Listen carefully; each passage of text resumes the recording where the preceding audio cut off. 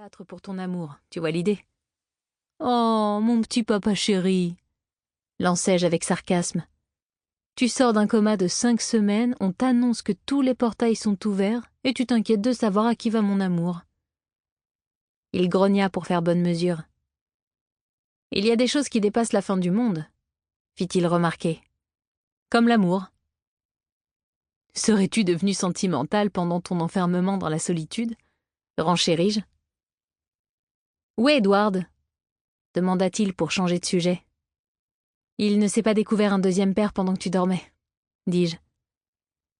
Je cherchais à faire diversion.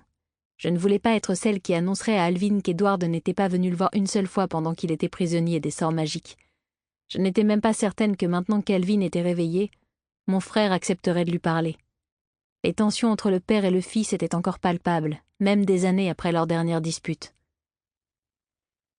Il est occupé à administrer la ville, ajoutai-je. Il y a pas mal de choses à faire. Alvin bougonna, mais ne relança pas le sujet. Je sentis une main sur mon épaule et me retournai. Il faudrait envoyer des messagers au lieu des portails pour monitorer la situation, fit remarquer Ezra. Même alors que nous étions peut-être en train de vivre une apocalypse, les yeux vert émeraude du changelin déclenchaient des frissons partout dans mon corps. Il passa la main dans ses cheveux bruns, coupés courts, en attendant ma réponse, qui tardait principalement parce que sa silhouette aux muscles saillants me déconcentrait, me faisant complètement oublier ce qu'il m'avait dit. « Des messagers », reprit-il, « là où il y a les portails. »« Il y a déjà des messagers là-bas, » intervint Alvin. « Si quelque chose s'est produit, ils sont déjà en route pour nous avertir. C'était plus simple du temps où les prêtresses pouvaient communiquer entre elles par télépathie. Ils n'avaient qu'à s'arrêter au premier temple et tout le pays était ensuite au courant. Mais je suppose que maintenant, il faut faire avec les délais classiques. » Nemo s'attrapa la manche de Négarat, qui s'apprêtait à poser sa main sur les fesses de Tanya, toujours en train de faire les 100 pas. « Pas touche !» soupira l'elfe. Comme un enfant pris sur le fait, le demi-dieu se referma sur lui-même, croisa les bras sur sa poitrine, rentra le menton et afficha une mine bougonne, digne d'un gamin de 8 ans. Quand j'y pensais, Crime ne se serait jamais comporté ainsi. Je regrettais le petit voleur au ton hautain et nonchalant. Il semblait plus à même de diriger le peuple elfique que mon père biologique. « Qu'est-ce qu'on fait ?» demandai-je pour la énième fois. « On attend », proposa Serena. La changelin, ex-promise d'Ezra et maintenant en couple avec Samuel, attacha ses longs cheveux blonds bouclés en une queue de cheval. « On attend qu'il nous tombe dessus », demanda Nishar, mon garde du corps elfique de 14 ans.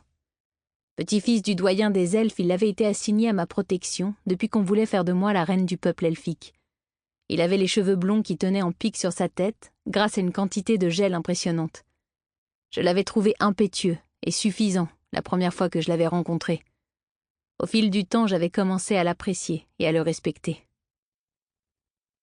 « Pendant que vous tournez en rond avec vos questions, Vlad est quelque part, prisonnier de Melinda et Magnolia, » cracha Tanya.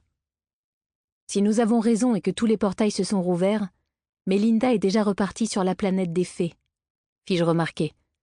C'est de Magnolia dont nous devons nous inquiéter. C'est elle que nous devons traquer afin de retrouver Vlad. Si Melinda n'avait pas décidé de l'emmener avec elle sur la planète des fées, en vue de s'en servir comme distraction. Magnolia était une servante des dieux. Elle s'était fait passer pour une novice du temple afin de pouvoir nous espionner, alors que pendant ce temps, elle amassait la force des dieux. Elle était celle qui avait activé le portail divin grâce au sablier qu'elle avait récupéré auprès de Négarat. Maintenant que l'objet était détruit, elle avait obtenu ce qu'elle voulait.